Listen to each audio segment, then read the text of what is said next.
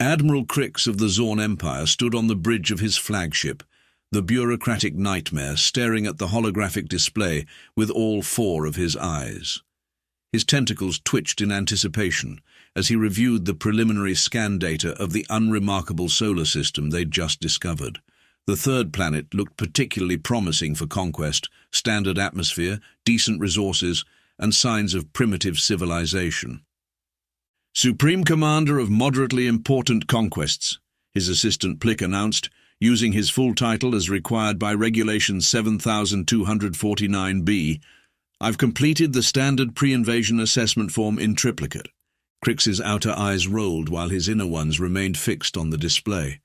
"Proceed with your report, Junior Assistant to the Supreme Commander of Moderately Important Conquests, 3rd Class." Plick's exoskeleton clicked as he consulted his datapad. "The species calls itself human. They've achieved basic spaceflight but haven't expanded beyond their lunar satellite. Their global military force is divided into multiple factions, and their most advanced weapons still rely on chemical propulsion and crude atomic devices." "Primitive indeed," Crix chittered. "Have they achieved the 5 signs of civilized species?" "Let me check the official checklist," Plick said, producing another datapad. "Unified planetary government? Obviously not. Faster than light travel? Negative.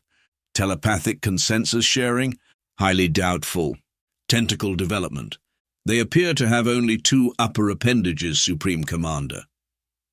"How horrifically inefficient," Crix remarked, idly juggling 3 datapads with his auxiliary tentacles while signing requisition forms with his primary ones. "And the 5th sign? Standardized bureaucratic procedures across all aspects of society?"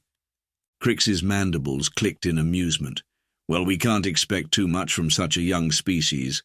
What's their threat assessment rating?"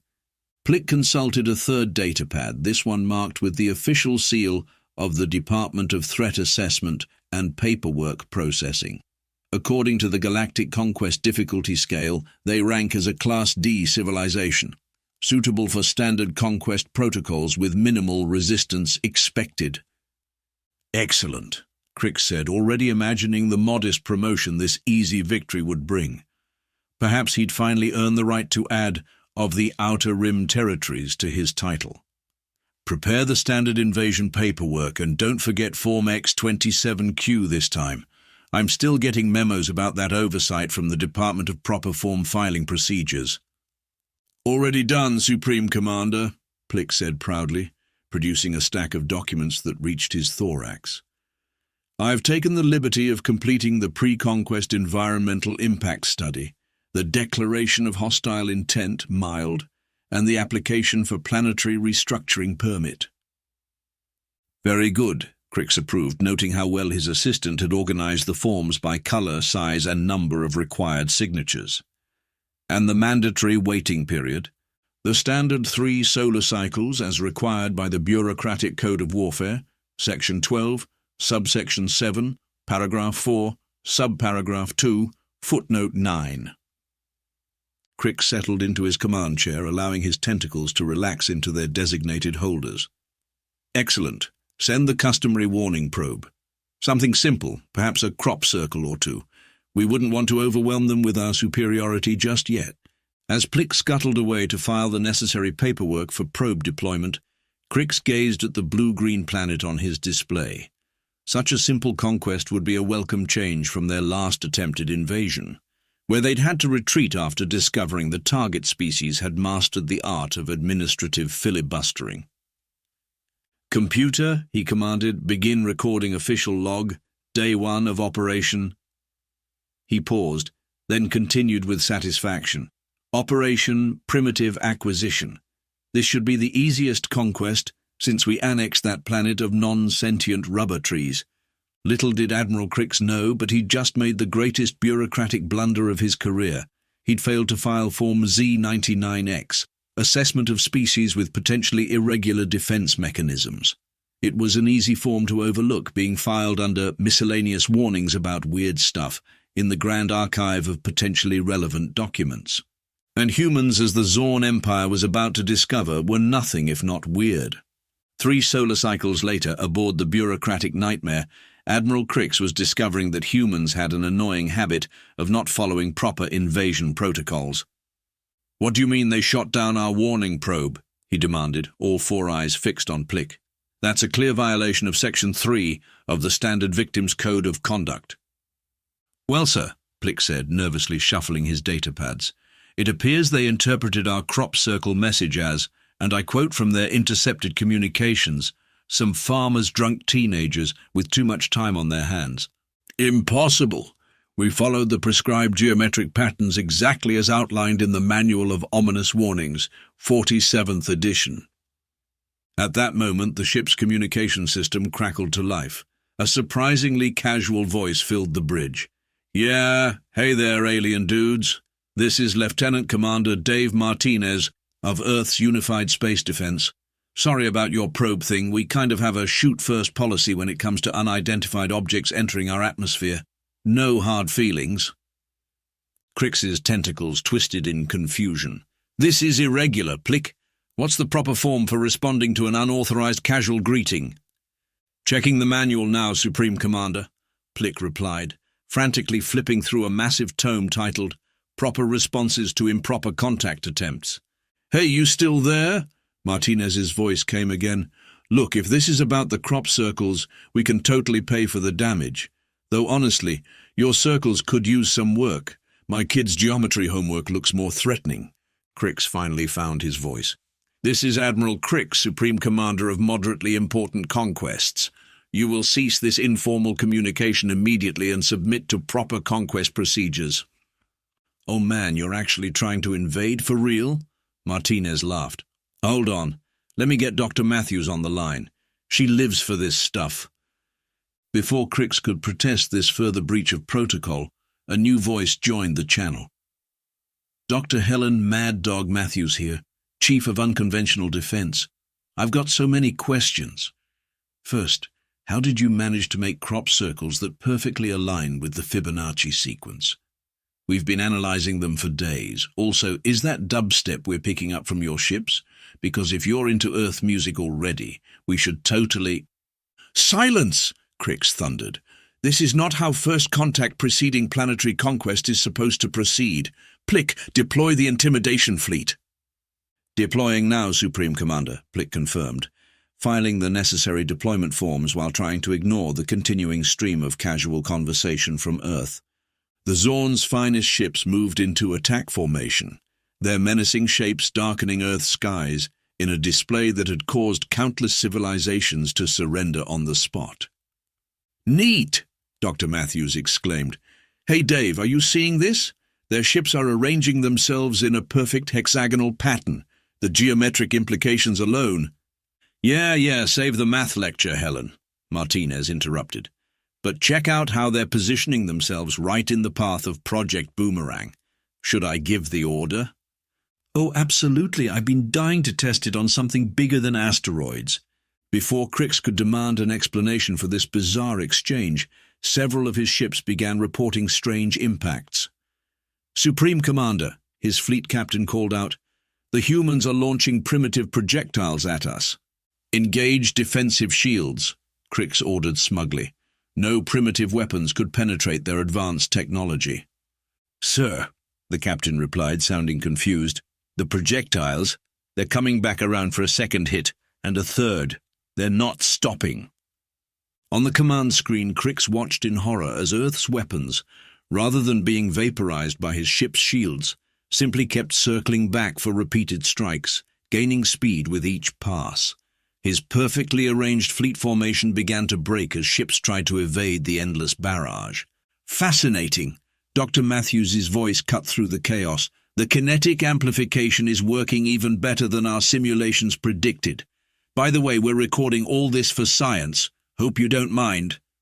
"This is impossible," Crix sputtered. "Plick, find me the proper form for responding to physically impossible weapons." "I'm sorry, Supreme Commander," Plick replied, buried under an avalanche of falling datapads. "But I don't think we have a form for this." "Would you like us to stop?" Martinez offered cheerfully. "We've got plenty of other defense systems we'd love to try out. but we're cool with calling it a day if you want to talk things out. Maybe over coffee?" Crix's tentacles drooped in defeat as he watched his mighty fleet being systematically dismantled by what appeared to be glorified space boomerangs. "Tactical retreat," he ordered, "and someone file an official complaint with the Department of Standardized Warfare. This sort of defense strategy should not be allowed." As the bureaucratic nightmare fled Earth's orbit, Crix could have sworn he heard Dr. Matthews shout, "Come back soon! We've got so many more experiments to run!" The Admiral slumped in his command chair, all four eyes closed in dismay. This was going to require so much paperwork. After the boomerang debacle, Admiral Crix spent 3 days in mandatory meditation as required by the Zorn Empire's processing of unexpected military failures guidelines. He emerged from his contemplation pod with a revelation. "Energy," he announced to Plick, who had been patiently organizing defeat documentation. "The humans must have some sort of powerful energy source fueling their irregular defense capabilities. Find it." The Zorn surveillance teams worked tirelessly, monitoring Earth's communications and behavior patterns. After a week of observation, Plick burst into Crix's office, waving a datapad excitedly. "Supreme Commander, we've identified their power source. The humans appear to be dependent on a mysterious black liquid they call coffee. They consume it in massive quantities before any significant activity, military or otherwise. Our analysts report that without it their efficiency drops by approximately 78.3%. Crix's tentacles wiggled with joy. "Finally, a weakness we can exploit through proper bureaucratic channels. Prepare Form D-455. Application for Strategic Resource Denial Operations." Meanwhile on Earth, Lieutenant Commander Martinez was having his 4th cup of morning coffee when Dr. Matthews burst into his office.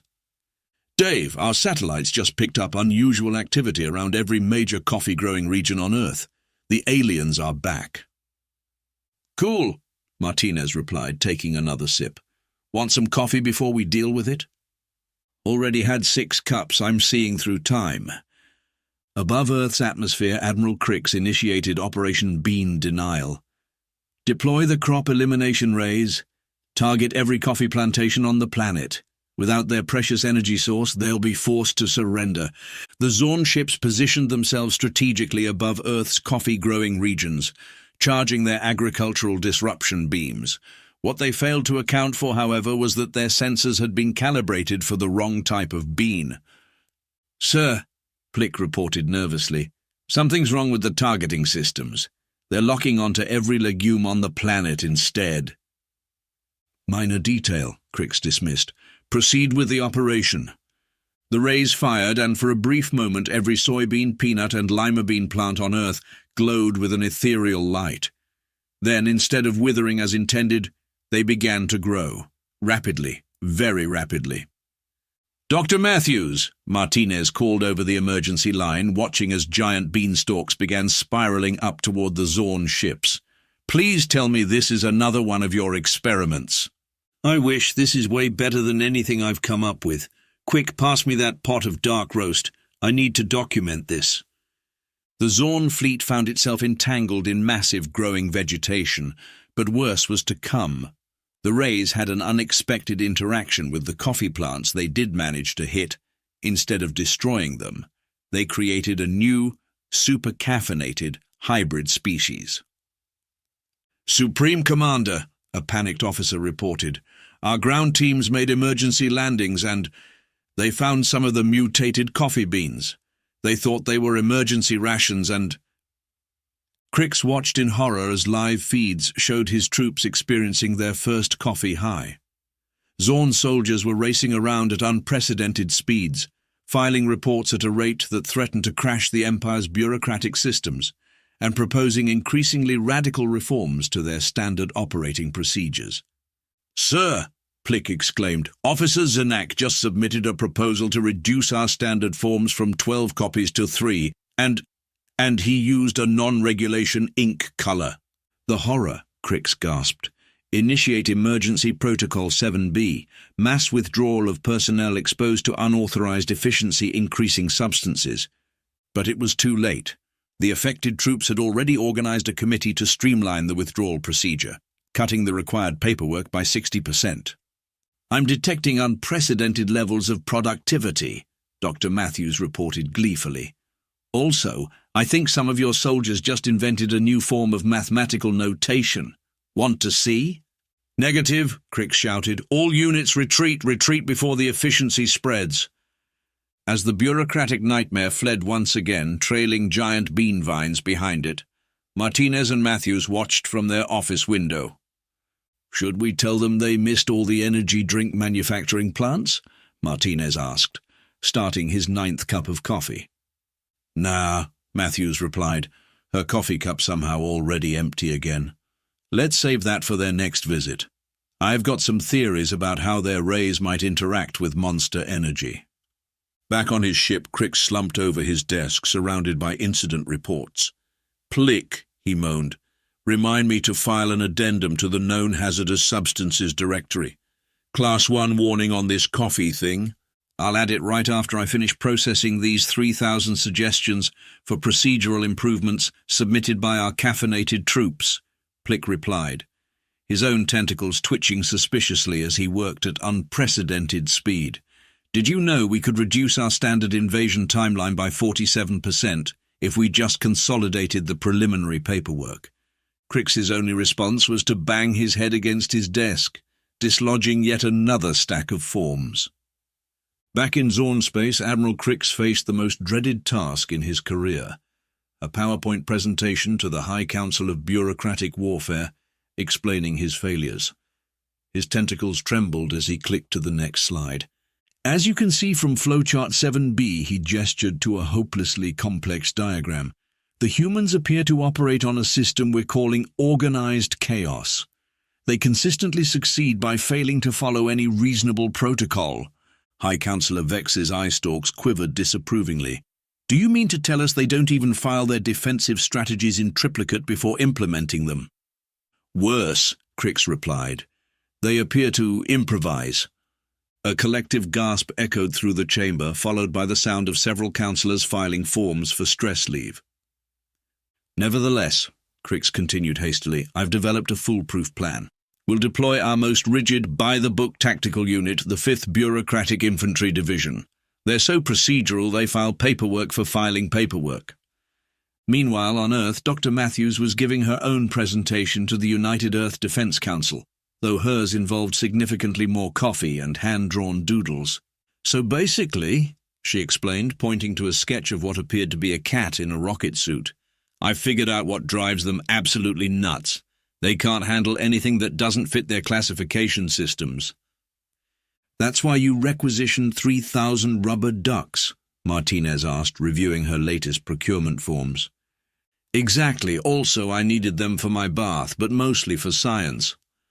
The 5th Bureaucratic Infantry Division arrived in Earth orbit exactly on schedule, having filed all 847 required pre-invasion forms. They deployed their ships in textbook formation, ready to demonstrate the superiority of proper military procedure. What they encountered defied every manual in their database. "Supreme Commander," the division's leader reported, "the humans are violating at least 15 sections of the standard warfare guidelines. They're deploying what appear to be, are those Earth aquatic toys painted to look like our ships?" Crix watched in dismay as swarms of rubber ducks, expertly painted in Zorn Imperial colors and fitted with tiny propulsion systems, zoomed around his fleet. "Don't let them distract you. It's clearly a primitive attempt at psychological warfare." "Sir," another officer cut in, "they're squeaking the Imperial march, but the tempo is all wrong, and they're not even following proper squadron formation patterns." Dr. Matthews' voice crackled over their comms. "Hey guys, like our decoy fleet, I got the idea while taking a bath. By the way, have you noticed what they're leaking?" To his horror, Crix realized the rubber ducks were dispersing some kind of liquid into space around his ships. "Analysis. Now. It appears to be soap, sir, but it's interfering with our sensor arrays. The bubbles are refracting our scanning beams." "That's not even scientifically possible," Crix shrieked. "Neither is your artificial gravity," Matthews replied cheerfully. "But that doesn't stop it from working. Oh, watch this next part. It's my favorite. The soap bubbles began to freeze in the vacuum of space, creating a crystalline network around the Zorn ships. Inside each bubble, tiny holographic projections appeared, thousands of looping cat videos. Emergency, the division leader called out. The crew is becoming distracted by the felines. Productivity is dropping. Someone just said "or" during a combat situation. Sir, Plick interjected, I believe I found the relevant regulation for this situation. He held up a dusty tome titled Really Weird Stuff That Might Happen, But Probably Won't, Volume 37. According to paragraph 12, subsection Q, when encountering weapons of mass distraction, we're required to... He was interrupted by Martinez's voice. Hey, if you guys like the cats, wait till you see what happens when we launch the Roomba Squadron. The what? Crix asked just before his sensors detected hundreds of small disc-shaped objects emerging from Earth. No time to file a proper response, the division leader panicked. They're not following any known attack pattern. They're just bouncing around randomly. They're cleaning drones, Plick exclaimed, watching as the Roombas began attaching themselves to the hulls of Zorn ships. But they're violating every known principle of systematic space navigation. That's the point, Matthews chimed in. We figured out your targeting systems can't lock onto anything that moves completely irrationally. Also, they play music while they work. Hope you like 21st century pop songs. The bridge of every Zorn ship was soon filled with the sounds of Baby Shark as the Roombas continued their chaotic dance through space, occasionally bumping into each other and apologizing with cheerful beeping noises.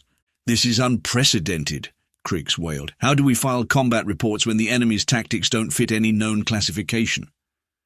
That's the neat part, Martinez replied. You don't. Anyone up for a coffee break? The 5th Bureaucratic Infantry Division, pride of the Zorn Empire, was eventually forced to retreat due to extreme administrative confusion and inability to maintain proper documentation of combat events. Several ships had to be towed back after their crews became too engrossed in cat videos to maintain their stations. Back on Earth, Dr. Matthews was already planning her next innovation. Dave, how do you feel about weaponized dad jokes? Martinez looked up from his coffee. I thought we agreed to respect the Geneva Convention. Fine, she sighed, but I'm keeping the tap-dancing space Roombas for science. After the rubber duck incident, Admiral Crix faced a career-defining moment. The High Council had issued him an ultimatum: conquer Earth or face reassignment to the Department of Perpetual Paper Pushing. The time for following proper procedures is over, he announced to his command staff, tearing up a stack of invasion permit applications. We're going to do something unprecedented. Something so shocking it will go down in Zorn history. Sir, Plick asked nervously, we're going to improvise. The word hung in the air like a forbidden curse. Several junior officers fainted.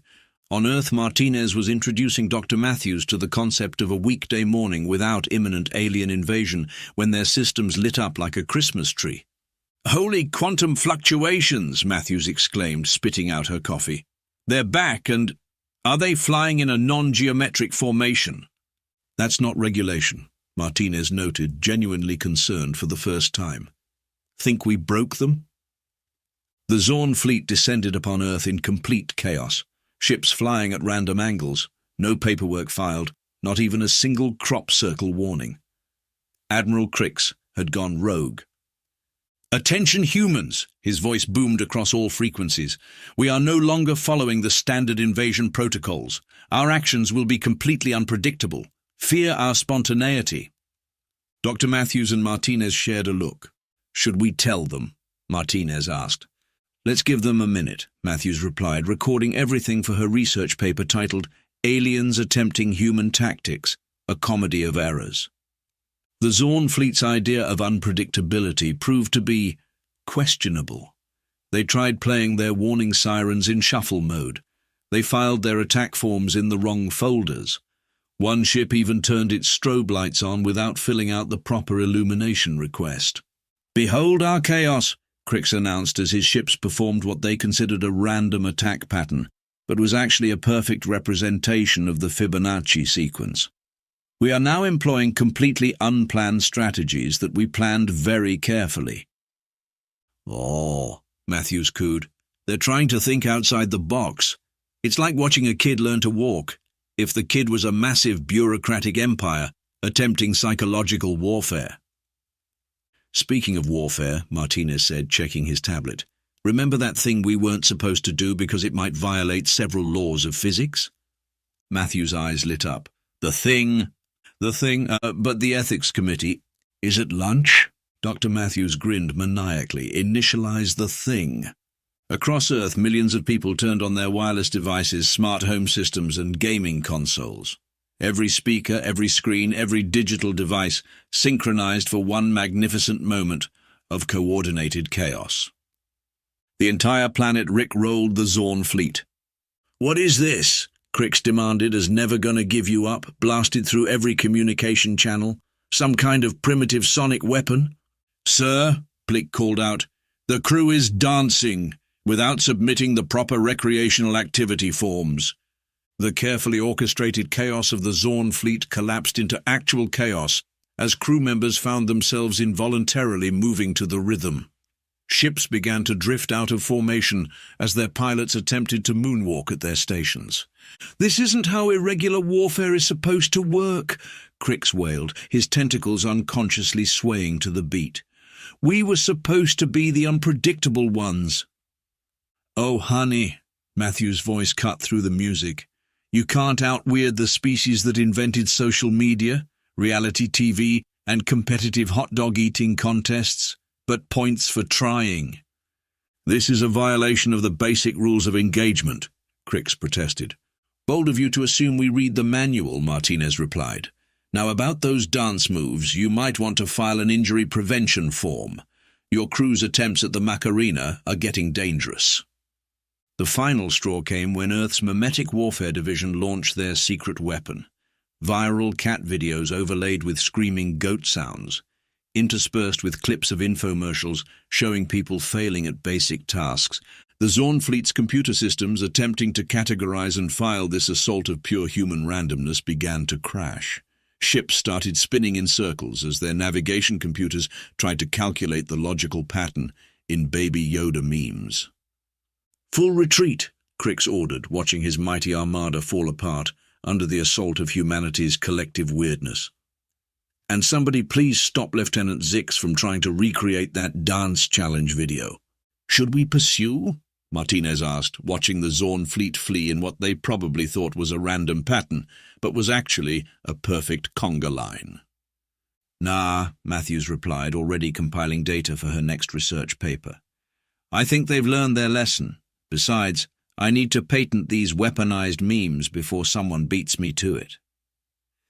As the bureaucratic nightmare limped back to Zorn space, Crix slumped in his command chair, defeated not by superior technology or military might, but by humanity's ability to weaponize its own ridiculousness. Pleek, he said wearily, prepare Form Z789Q. Admission of complete and utter failure to comprehend enemy species.